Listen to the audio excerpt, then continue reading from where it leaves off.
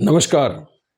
आज हम assistant professor जो आज से ठीक 30वें दिन है, 30 दिनों की ये रणनीति क्या होगी, इसके विषय में आज हम इस चैनल पे बात करने वाले हैं।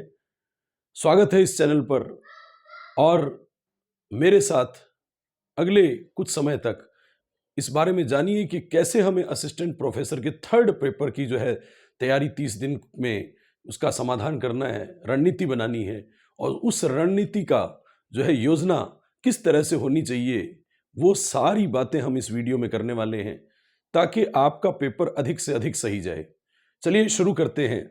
Assistant professor third paper GK की तैयारी किस तरह से हमें एक महीने में अंजाम देनी चाहिए। सबसे पहले हम सिलेबस के साथ साथ इस विषयों पे बात करेंगे कि क्या क्या टॉपिक इसमें आया करते हैं, क्या क्या टॉपिक आया करते हैं। तो सबसे पहला जो है यहाँ टॉपिक है प्राचीन सभ्यताएं राजस्थान की, जिसमें स्पेशल निम्बाहेड़ा, बागौर और मंडिया है। निम्बाहेड़ा, बागौर और मंडिया या मंडपिया सभ्यता है। खास बात यह है कि इसका एक वीडियो छोटा सा पड़ा है 5 मिनट का, उसको अवश्य देखिएगा मेरे चैनल पर। और निम्बाहेड़ा चित्तौड़गढ़ में है, निम्बाहेड़ा चित्तौड़गढ़ में है, कदमाली नदी के किनारे। बागौर जो है वो भीलवाड़ा में है, मध्य पाषाण काल की सबसे बड़ी बस्ती है, पशुपालन के सबसे पहले साक्ष्य मिले हैं। और मंडिया जो है, मंडपिया या मंडिया, वो भी भीलवाड़ा में है, वो भी भीलवाड़ा में है। तो ये हमें विशेष याद रखना है। इसमें हमें साथ साथ लेट स्टोन एज के बारे में कहा गया। लेट स्टोन एज यानी मध्य पाषाण काल का समय कि ये 3 सभ्यताएं विशेष संदर्भ में पढ़नी है। लेकिन हमें इसमें से बागौर बड़ा इंपॉर्टेंट है। महासतियों के टीले पे बागौर जो सभ्यता है वो बड़ी इंपॉर्टेंट है। इसके साथ साथ हमें कालीबंगा सभ्यता पढ़नी है जो हनुमानगढ़ जिले में घग्गर नदी के किनारे है। इसी प्रकार से हमें जो है कालीबंगा सभ्यता के साथ साथ बैराट सभ्यता पढ़नी है। बैराट सभ्यता जो मत्स्य जनपद की राजधानी जहां हुआ करती थी, बौद्धकालीन अवशेष जहां से मिले हैं, वो बैराट सभ्यता पढ़नी है। इसके साथ साथ जो है हमें आहड़ सभ्यता पढ़नी है, ताम्रवती नगरी के नाम से जाना जाता है। और गणेश्वर सभ्यता जो वर्तमान में नीम का थाना में आ गई है, गणेश्वर सभ्यता जो है वो ताम्रयुगीन सभ्यताओं की जननी कहा जाता है। इसी प्रकार दूसरा टॉपिक आप देखें, major dynasties of Rajasthan, dynasties of Rajasthan and its rules through the age and the culture achievement 1000 से 1800 एडी तक। मतलब 1000 से 1800 ईस्वी तक का जो उपलब्धियां हैं शासकों की, वो हमें याद रखनी है। क्या क्या इसमें पढ़ना है, थोड़ा सा ध्यान से गौर करें। इसमें हमें थोड़ी सी गुर्जर प्रतिहारों के बारे में भी बात करनी चाहिए। गुर्जर प्रतिहारों की मंदिरों की शैली जो है उनके विषय में हम यहाँ हमें पढ़ना चाहिए। गुर्जर प्रतिहारों की जो महामारू शैली है उसका हमें पता होना चाहिए, कौन कौन से मंदिर हैं महामारू शैली के। जैसे जगत अंबिका के मंदिर जो है राजस्थान का, मेवाड़ में खजुराहो कहलाने वाले, मेवाड़ का खजुराहो कहलाने वाले जगत अंबिका मंदिर गुर्जर प्रतिहार शैली के हैं। इसी प्रकार से किराड़ू जो है वहाँ सोमेश्वर मंदिर जो है वो भी गुर्जर प्रतिहार शैली का अंतिम मंदिर है। इसी प्रकार से हमें जो है राणा कुंभा की उपलब्धियां पता होनी चाहिए। आप गौर करें तो 1000 से 1800 के बीच में जो उपलब्धियां हैं, राणा कुंभा के विषय में हमें ज्यादा पता होना चाहिए, उसके ग्रंथ पता होने चाहिए साहित्य में। और उसके साथ साथ जो है उसके दुर्ग निर्माण वगैरह ये पता होना चाहिए कि कुंभा स्थापत्य कला का जनक कहलाता है कुंभा। तो यहाँ 1000 से 1800 ईस्वी तक की जो उपलब्धियां हैं वो याद रखनी है। उनमें विशेष करके हमें कुंभा के बारे में याद रखना है। और यदि कोई इस समय यदि कोई है तो उनमें मालदेव भी है, जोधा है, जोधा ने जोधपुर मेहरानगढ़ का किला बनवाया। इसी समय जयपुर में सवाई जयसिंह ने जंतर मंतर 5 वेधशालाएं बनवाई थी। ये सब बातें जो है बड़ी काम की हैं इसमें। इसके बाद अगला टॉपिक है पॉलिटिकल प्रतिरोध जो है, राजनीतिक प्रतिरोध जो है राजपूताना का मुस्लिम पावर के खिलाफ। अब राजपूताना का राजपूतों का जो विरोध रहा मुगलों के प्रति, उनकी बात करें तो हमें यहाँ कुछ विशेष राजा याद रखने चाहिए। जैसे अकबर का विरोधी जो है, बाबर का विरोधी राणा सांगा था। राणा सांगा बाबर का विरोधी था। तो खानवा का युद्ध यहाँ 1527 का बड़ा काम का हो जाता है। फिर उसके बयाना और खानवा का युद्ध राणा सांगा और बाबर के बीच में हुए, ये बड़े काम के हो जाते हैं। इसके बाद जो है हुमायूं के साथ जो है थोड़ा बहुत जो संपर्क मालदेव वगैरह का रहा, उनके बारे में थोड़ा पता होना चाहिए। लेकिन विरोध की नीतियों में खास करके हमें चंद्रसेन के बारे में पता होना चाहिए। चंद्रसेन जो है वो मारवाड़ का प्रताप जो है, भूला बिसरा राजा राजस्थान में कहलाता है चंद्रसेन जो है, वो पता होना चाहिए। इसके अलावा मालदेव ने भी प्रतिरोध किया था शेरशाह सूरी का। तो शेरशाह सूरी का विरोध किया था। तो मालदेव भी हमारे कोर्स में नाम से आगे के टॉपिक में, लेकिन मुगल विरोधी राजाओं में चंद्रसेन के बाद महाराणा प्रताप भी है। तो महाराणा प्रताप जो है हल्दी घाटी का युद्ध और दिवेर का युद्ध करता है। ये विशेष बात है, हल्दी घाटी का युद्ध 1576 में, तो दिवेर का युद्ध 1582 में हुआ। इसी प्रकार से प्रतिरोधों में हमें एक थोड़ी सी बातें जसवंत सिंह के बारे में पता होनी चाहिए, मारवाड़ के राजा के बारे में, जो औरंगजेब का विरोधी हो गया था। औरंगजेब ने जिसकी मृत्यु के बाद कहा था कि आज कुफ्र का दरवाजा टूट गया है। और इसके साथ साथ हमें मेवाड़ का राजा जिसने जसवंत सिंह के बेटे की सहायता की थी, राज सिंह, उसके बारे में भी पता होना चाहिए कि इसने, जब औरंगजेब ने 1679 में 79 में जजिया कर लगाया था, तो राज सिंह ने पत्र लिख करके इसका विरोध किया था। तो इस तरह से जो है राज सिंह के बारे में हमें पता होना चाहिए। मुगल विरोधी राजाओं में ये खास खास राजा जो हैं वो हमें बहुत अच्छे से आने चाहिए। इसके अलावा जो है उसने स्पेशल नाम भी दिया है, रतन सिंह नाम दिया है। तो अलाउद्दीन खिलजी के साथ सल्तनत काल में भी जो है अलाउद्दीन खिलजी के बारे में भी जो है वो पता हो जाना चाहिए। जैसे आप जानते हैं कि अलाउद्दीन खिलजी जो है वो अलाउद्दीन खिलजी जो है राजस्थान में इधर से आएगा, दिल्ली में बैठा अलाउद्दीन खिलजी, जलालुद्दीन खिलजी, उनके विषय में भी हमें पता होना चाहिए, क्योंकि 1301 में राजस्थान में रणथंभौर का साका हुआ, यहाँ हमीरदेव चौहान जो है वो मारा गया। 1303 में चित्तौड़ का साका हुआ, तो चित्तौड़गढ़ में यहाँ रावल रतन सिंह है, रावल रतन सिंह। यहाँ हमीरदेव चौहान था, यहाँ रावल रतन सिंह है। और ठीक गोरा बादल और पद्मिनी की कहानी है, और चित्तौड़ का नाम खिजराबाद रख दिया गया था। चित्तौड़ का ये पहला साका पड़ना है। इसके अलावा हमें जालौर में भी, जालौर यहाँ है, जालौर जबालीपुर, जालौर सुवर्ण नगरी, जालौर में सुवर्णगिरी का किला, और यहाँ कान्हड़ दे चौहान उसका पुत्र बीरमदेव चौहान था। अलाउद्दीन खिलजी ने ये जालौर दुर्ग जीतने से ठीक पहले सिवाड़ा का किला जीता था, जो आजकल बालोतरा में है। तो सिवाड़ा दुर्ग जो है वो जीता था, तो सिवाड़ा दुर्ग जालौर दुर्ग की कुंजी हो गई। तो इस तरह से हमें यह अलाउद्दीन खिलजी का जो संघर्ष है, अलाउद्दीन खिलजी के साथ जो राजपूतों ने संघर्ष किया, वो हमीरदेव चौहान है, रावल रतन सिंह है, और कान्हड़ देव चौहान के बारे में जो है हमें पता होना चाहिए। 1310-11 की बात थी ये।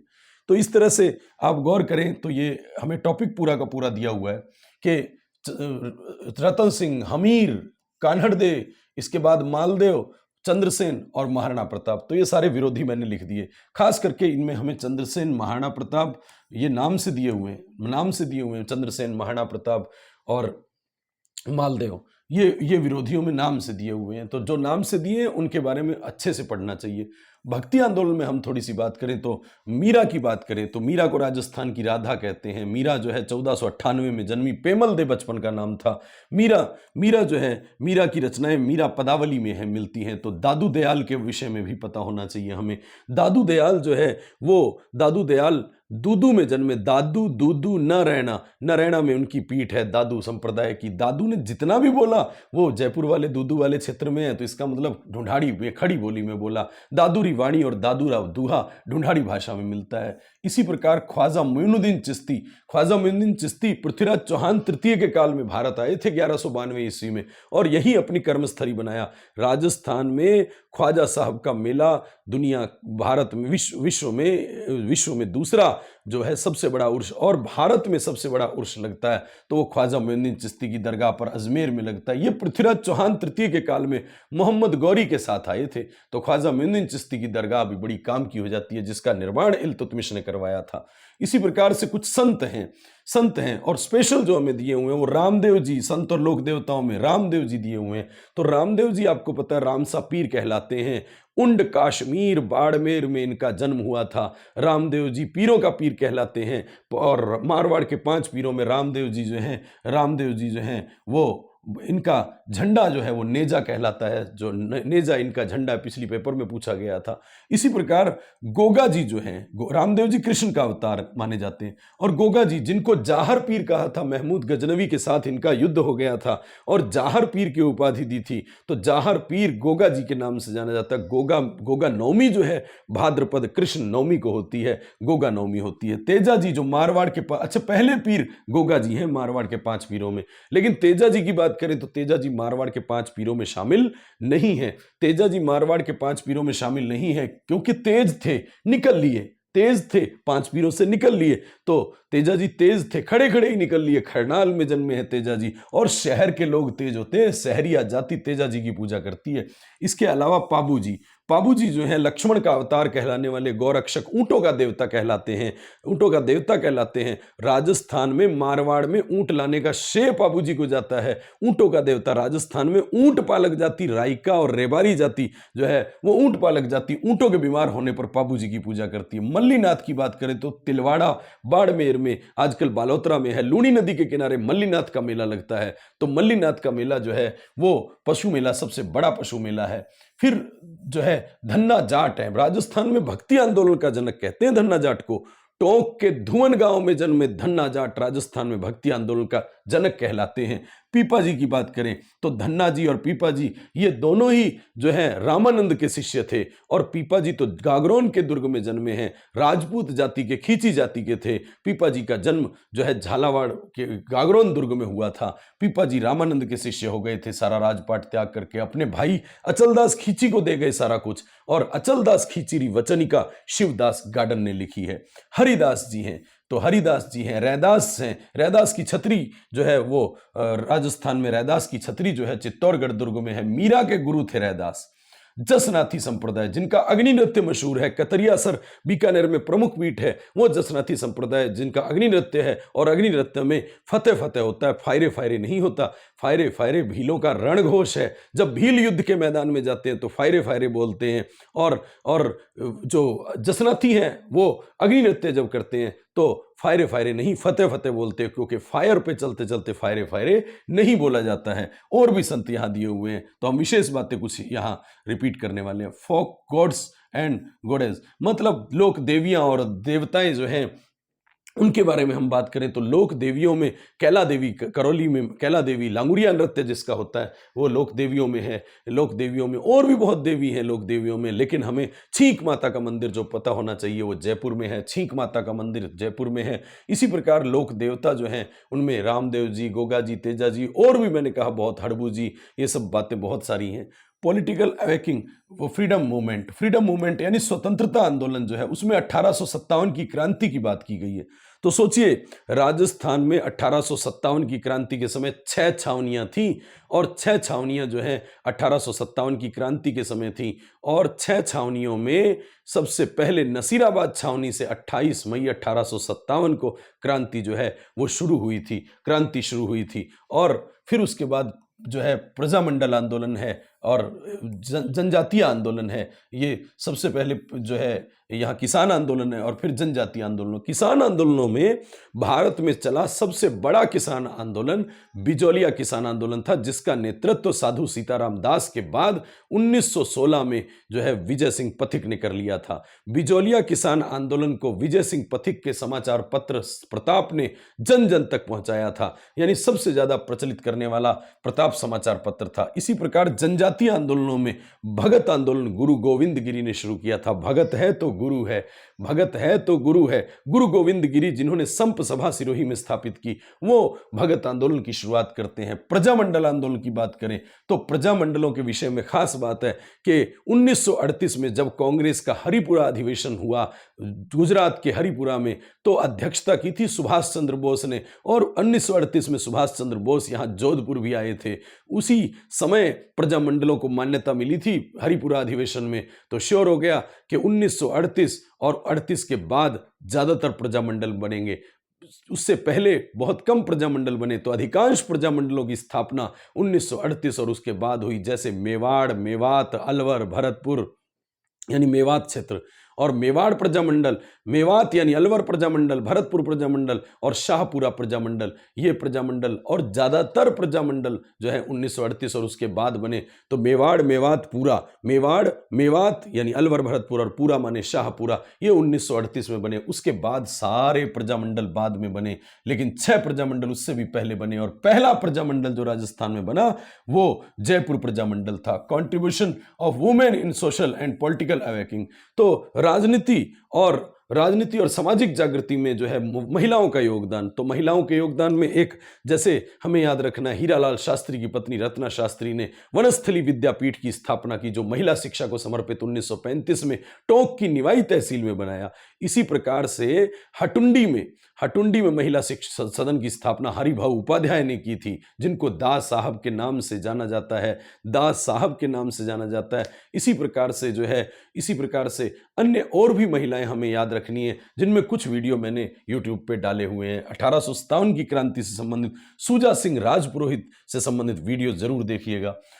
फिर उसके बाद कुछ कल्चर के बारे में है। कल्चर के बारे में मेलों की बात करें और फेस्टिवल यानी त्योहारों की बात करें तो मेले, सबसे पहले मैं खास करके राजस्थान में मेलों की बात करूं तो राजस्थान में तेजाजी पशु मेला पर्वतसर में लगता है। और पर्वतसर में लगता है, आय की दृष्टि से राजस्थान का सबसे बड़ा पशु मेला है। तो मल्लीनाथ पशु मेला जो है वो लूनी नदी के किनारे तिलवाड़ा में लगता है। जसवंत पशु मेला एक ऐसा पशु मेला जो भरतपुर में लगता है, जसवंत पशु मेला भरतपुर में लगता है। फेस्टिवल की बात करें यानी त्योहारों की बात करें तो त्योहार, राजस्थान में सबसे पहला त्योहार जिससे त्योहारों की शुरुआत मानी जाती है वो छोटी तीज होता है। छोटी तीज श्रावण शुक्ल तृतीया को शुरू होता है ये त्योहारों की शुरुआत, और गणगौर जो है वो त्योहारों का अंत होता है। तो छोटी तीज श्रावण शुक्ल तृतीया को होती है, श्रावण के महीने में होती है छोटी तीज। फिर इसके बाद बहुत सारे स्कूल हैं, पेंटिंग स्कूल हैं, उनमें खास करके किशनगढ़ शैली जो है वो मेवाड़ की नहीं मारवाड़ की शैली है। मारवाड़ स्कूल की शैली, किशनगढ़ शैली जो है उसका कलाकार जो है मोरध्वज निहाल चंद ने सावंत सिंह की प्रेमिका बनी ठनी का चित्र बनाया। बनी ठनी ने नाक में जो आभूषण पहना है वो बेसरी है, तो बनी ठनी का चित्र बनाया। इसके अलावा कहानियां, कथाएं जो है, लोक कथाएं और लोक जो है यहाँ कथाएं हैं, घटनाएं हैं, तो लोक कथाएं हैं, लोक कथाओं के विषय में भी हम बाद में बात कर लेंगे। फिर इसके बाद लोक संगीत है, लोक डांस है। लोक डांस में, लोक नाट्य में हमें याद रखना है कि लोक नाट्यों में मेरू नाट्य कहते हैं गवरी को राई भी कहा जाता है। लेकिन राजस्थान में गवरी लोक गीत, लोक नृत्य भी है और लोक नाट्य भी है, नृत्य और नाट्य दोनों है। लेकिन राजस्थान का प्राचीनतम लोक नाट्य जो है वो गवरी है, भीलों का है। फिर उसके बाद लोक संगीत और इंस्ट्रूमेंट है। तो उसमें हमें पता होना चाहिए कि राजस्थान का सबसे प्राचीनतम वाद्य यंत्र रावण हत्था है। आधे कटे नारियल पर बकरे की खाल को मढ़ करके बनाया गया, तत्वाद्यों में वितत वाद्यों की श्रेणी में आने वाला राजस्थान का प्राचीनतम लोक वाद्य यंत्र रावण हत्था है। रावण हत्थे में 9 तार होते हैं, क्योंकि रावण के सिर 10 थे, एक ओरिजिनल था यानी बाकी 9 थे, तो रावण हत्थे में 9 तार होते हैं। लेकिन राजस्थान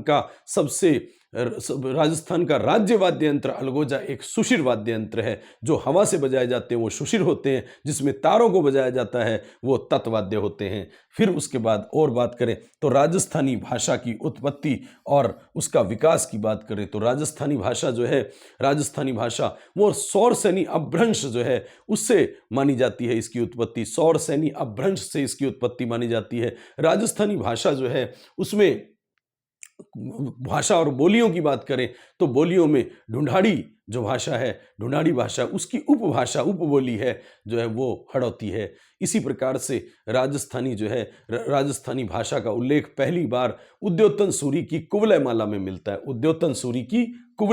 मिलता है, जो जिसमें 18 भाषाओं का उल्लेख मिलता है, लेकिन उसी में मरु भाषा का उल्लेख मिलता है। फिर उसके बाद मुख्य जो है क्षेत्र वगैरह भी है हमारे, कोई जरूरी नहीं। मुंडिया लिपि और देवनागरी लिपि है। मुंडिया लिपि ध्यान रखें कि अक्षरों को मोड़ करके, जिसमें ऊपर लाइन नहीं लगाई जाती, जो बही खातों में लिखी जाती है, मोड़ करके जो है लिखी जाने वाली ये मुंडिया लिपि जो है महाजनी लिपि भी कहलाती है। महाजन लोग लिखते हैं इसको, जो है बही खातों में लिखी जाती है। इसी कारण से महाजनी लिपि, इसका जनक पूछा जाता है तो मुंडिया लिपि का जनक जो है वो टोडरमल है। टोडरमल जो अकबर का राजस्व अधिकारी था। इसके बाद राजस्थानी लिटरेचर की बात है, उसका विकास है, तो ये तीनों विकास के क्रम में सबकी रचनाएं याद रखनी है राजस्थानी। फिर उसके बाद कुछ राइटर्स हैं और कुछ कार्य हैं। फिर उसके बाद पर्यटन और राजस्थान में पर्यटन हेरिटेज और उनकी पॉलिसी है। तो पर्यटन की पॉलिसी है तो वो राजस्थान में पर्यटन दिवस जो 27 सितंबर को मनाया जाता है, 27 सितंबर को मनाया जाता है, वो पर्यटन दिवस के बारे में भी हमें पता होना चाहिए और पर्यटन के बारे में अलग से जो है हम बात करेंगे। इसके बाद हम अगली बात करें सिलेबस में तो हिस्ट्री और कल्चर के बाद ज्योग्राफी का पोर्शन आता है। ज्योग्राफी में जो है भौतिक विभाग हैं, नदियां हैं और झीलें हैं। भौतिक विभाग 4 हैं। भौतिक विभाग 4 हैं। पश्चिमी मरुस्थलीय प्रदेश है, फिर अरावली पर्वतीय प्रदेश है, उसके बाद जो है भौतिक विभागों में अरावली पर्वतीय प्रदेश के बाद पूर्वी मैदानी भाग है और दक्षिणी पूर्वी हड़ौती का पठार है। 4 भौतिक विभाग हैं। फिर 5 जलवायु प्रदेश हैं और कृषि जलवायु प्रदेशों की संख्या 10 है। कृषि जलवायु प्रदेशों की संख्या 10 है। नदियों की बात करें तो राजस्थान में चंबल नदी और माही नदी वर्ष भर बहने वाली नदियां हैं। चंबल नदी और माही नदी, नदी तंत्र 3 प्रकार का है। एक बंगाल की खाड़ी में जाने वाली नदियां, बंगाल की खाड़ी में जाने वाली नदियां, एक अरब सागर की तरफ जाने वाली नदियां और तीसरे प्रकार की आंतरिक प्रवाह की नदियां। आंतरिक प्रवाह की नदियों में घग्गर नदी 60% हिस्सा रखती है आंतरिक प्रवाह के क्षेत्र में, लेकिन बंगाल की खाड़ी वाली नदियों में चंबल, बनास वगैरह ये नदियां हैं। चंबल नदी और माही नदी 2 ही ऐसी नदियां हैं जो वर्ष भर बहती हैं, 12 मासी हैं। और चंबल नदी राजस्थान की महत्वपूर्ण मुख्य नदी है चंबल नदी। और चंबल नदी जो है मध्य प्रदेश के साथ सीमा लगाती है। चंबल नदी जो है वो राजस्थान की जान है। मध्य प्रदेश में जानापाव की पहाड़ियों से निकलती है, वर्ष भर बहती है, राजस्थान की जान है चंबल नदी। झीलों की बात करें तो झीलों की नगरी उदयपुर कहलाती है। उदय सागर झील है वहां पे, फतेह सागर झील है वहां पे, तो झीलों की नगरी उदयपुर कहलाती है झीलों की नगरी। तो झीलों में जो है एक झील है, सबसे बड़ी मीठे पानी की राजस्थान की कृत्रिम झील जो है वो जयसमंद झील है, जिसको ढेबर झील कहते हैं, जिसमें 7 टापू हैं। सबसे बड़ा टापू बाबा का भागड़ा और छोटा टापू प्यारी है। फिर क्लाइमेट, जलवायु की बात करें तो हमारे जलवायु के क्षेत्र मैंने बताया कि कृषि जलवायु के 10 और सीधा जलवायु के हिसाब से जो है 5 विभाजन किए हुए राजस्थान के। फिर प्राकृतिक वनस्पति है। प्राकृतिक वनस्पति में प्राकृतिक वनों के बारे में हमें बात करनी चाहिए। तो सदाबहार वन जो है वो जहां वर्षा क्षेत्र ज्यादा होता है वहां पाए जाते हैं। सॉयल, मृदा की बात करें तो मिट्टियों की बात करें तो 5 प्रकार की, वैज्ञानिक पद्धति के हिसाब से 5 प्रकार की मिट्टियां होती हैं। जैसलमेर की साइड जहां मृदा होती ही नहीं है, रेत होती है, मिट्टी वाला गुण ही नहीं है, वो एंटी मृदा है, यानी एंटी सॉल होती है। तो अरावली से इधर शुष्क प्रदेश में जहां छोटी कटीली झाड़ियां होती हैं, छोटे शुष्क वनस्पति होती है, वहां जो है वो एरिड सॉल्स होती है, क्योंकि एरिड क्षेत्र है, शुष्क क्षेत्र है। तो इसी प्रकार से जो है इधर जलोढ़ जहां आता है, पूर्वी मैदानी भाग, वहां नदियों का पानी इकट्ठा हो जाता है तो चिपचिपापन यानी एल्फी चिपचिपे जैसी एल्फी होती है, तो एल्फी सॉल कहलाती है। और हड़ौती साइड वर्टिसॉल कहलाती है, तो वर्टिसॉल कहलाती है। मिनरल्स, खनिज की बात करें तो खनिजों में जो है हमें ये पता होना चाहिए कि खनिज की दृष्टि से राजस्थान अजायब घर कहलाता है। खनिज जो है उसकी दृष्टि से, क्योंकि यहाँ जो है बहुत मात्रा में, बहुत वैरायटी में खनिज मिलता है। एनर्जी सोर्स, रिन्यूएबल और नॉन रिन्यूएबल ऊर्जा के परंपरागत और अपरंपरागत स्रोत की बात करें तो ऊर्जा के परंपरागत स्रोत हैं जो परंपरागत, वो जाट हैं। जाट या ताज बोलिए, जैसे मर्जी बोलिए, JAT। ऊर्जा के परंपरागत स्रोत की बात करें तो JAT जाट है। जे का मतलब जल ऊर्जा, ए का मतलब आणविक ऊर्जा और टी का मतलब तापीय ऊर्जा। इसी तापीय ऊर्जा में गैस, कोयला और पेट्रोलियम आता है। सबसे खास बात है कि हमें यहाँ जो है ऊर्जा के परंपरागत और अपरंपरागत स्रोत ध्यान रखने। तो परंपरागत स्रोत जाट में आते हैं, यानी तीनों ये आ गए, बाकी जो बच गया वो अपरंपरागत है। इसके बाद हम बात करें पॉपुलेशन की, जनसंख्या की बात करें तो जनसंख्या 2011 की जो जनसंख्या है, जनगणना है, वो जनगणना 2011 की 15वीं राष्ट्रीय जनगणना थी। और 15वीं राष्ट्रीय जनगणना जो है वो 2011 में हुई, उसके अनुसार हमारा साक्षरता प्रतिशत जो है, साक्षरता प्रतिशत 66% है।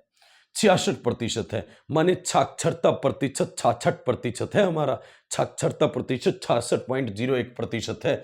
इसके अलावा जो है production and distribution of major crop, यानी फसलों के बारे में है। फसलें जो आपको पता है, खरीफ की फसल होती है, रबी की फसल होती है, रबी की फसल होती है। तो रबी की फसल, खरीफ की फसल, रबी की फसल वो होती है जिसके अंत में न की आवाज़, बिंदी की आवाज़ आए, न की आवाज़ आए। जैसे गेहूँ, तो इसके अंदर न की आवाज़ आती है।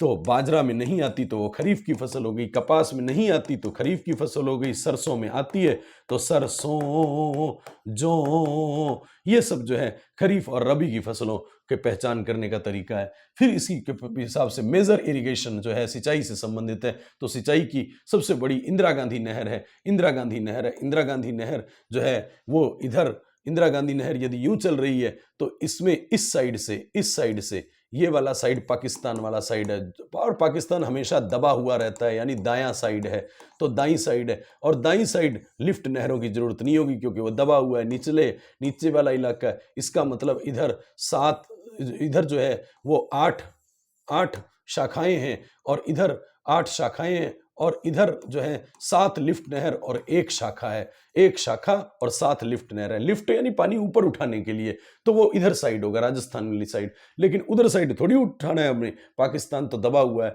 तो दाईं तरफ इधर भी 8 है, इधर भी 8 है। अब समझो, इसमें 8 तो ये शाखाएं हैं, ये 8 लिफ्ट नहरें नहीं है, इनमें 7 + 1 है, 7 लिफ्ट नहरें और 1 शाखा इधर भी है, रावतसर शाखा सबसे पहली शाखा है। तो इस तरह से फिर सूखा वगैरह से संबंधित और जो है कुछ अन्य जो हमारी समस्याएं हैं राजस्थान की, उसके विषय में हम ये यहाँ जो है इसमें बात करने वाले हैं। लेकिन क्योंकि थोड़ा वीडियो लंबा बन जाएगा, इस कारण से यहाँ हम इसको स्टॉप करते हैं। अगले वीडियो में हम फिर जो है राजस्थान की पॉलिटिकल से संबंधित और इकोनॉमिक्स से संबंधित कुछ खास बातें जो मैं बोल रहा हूँ, आपको ऊपर की बातें पता होनी चाहिए कि सबसे पहले ये वीडियो बहुत बार देखिए ताकि एक सामान्य ज्ञान हो जाए। और सामान्य ज्ञान होते ही जो है आप टॉपिक को जितना मर्जी पढ़िए, हर टॉपिक इतना पढ़िए, पुराने प्रश्न कीजिए। अब तक जो 32-33 सालों में जो पुराने प्रश्न आए हैं उनका कलेक्शन मिल जाता है मार्केट में, उसको पढ़िए ताकि कम से कम हमारा 30 दिन का मैटर जो है वो हर टॉपिक पूरा हो जाए। कोई टॉपिक यदि पूरा करने लगेंगे तो बहुत समय लगता है। यदि उस टॉपिक को थोड़ा पुराने प्रश्नों के हिसाब से देख लेंगे तो एक सामान्य ज्ञान निकल जाएगा और कम से कम एक रेंज में आ जाएंगे। जितना लोगों का सही होता है सबका, उस रेंज में आ जाएंगे, उससे कम में नहीं रहेंगे और पेपर की तैयारी अच्छे से कीजिएगा। हम कोशिश करेंगे कि अगले 30 दिनों में अधिकतम से अधिकतम क्लासें लेकर के और YouTube के जरिए जो है आप तक आए और हम इस सिलेबस को जो है कंप्लीट करें। आप YouTube पे मेरे इस चैनल पर जितना भी मैटर पड़ा है वो सब हमारे काम का है। कक्षा 12 से संबंधित जो हिस्ट्री से तैयारी करेंगे उनके लिए है, लेकिन जो मैटर राजस्थान से संबंधित है, जैसे हमीर देव चौहान है या सुजा सिंह राजपुरोहित का है, 1857 की क्रांति, जयनारायण व्यास है, तो ये सब टॉपिक, महात्मा गांधी का जो है राजस्थान में 3 बार आना और 1 बार गुप्त रूप से आना, ये सब वीडियो जो है आपके लिए बहुत महत्वपूर्ण है। इसको अवश्य देखिएगा, इनको बार बार देख करके उसमें तरीके बताए गए हैं और आगे के भी वीडियो में हम हर तरीके लेकर के आऊँगा। और इस चैनल को, यदि चैनल अच्छा लगे, कंटेंट अच्छा लगे, तो आप आगे जितने लोगों तक पहुंचाएंगे उतना अच्छा रहेगा। 1000 सब्सक्राइबर होते ही हम जो है इस पे लाइव आना भी शुरू हो जाएंगे। इसलिए आगे से आगे कंटेंट पहुंचाइए, इसका स्टेटस लगाइए और जो है ग्रुपों में शेयर कीजिए ताकि हम बहुत अच्छे से अपनी तैयारी कर सकें। धन्यवाद।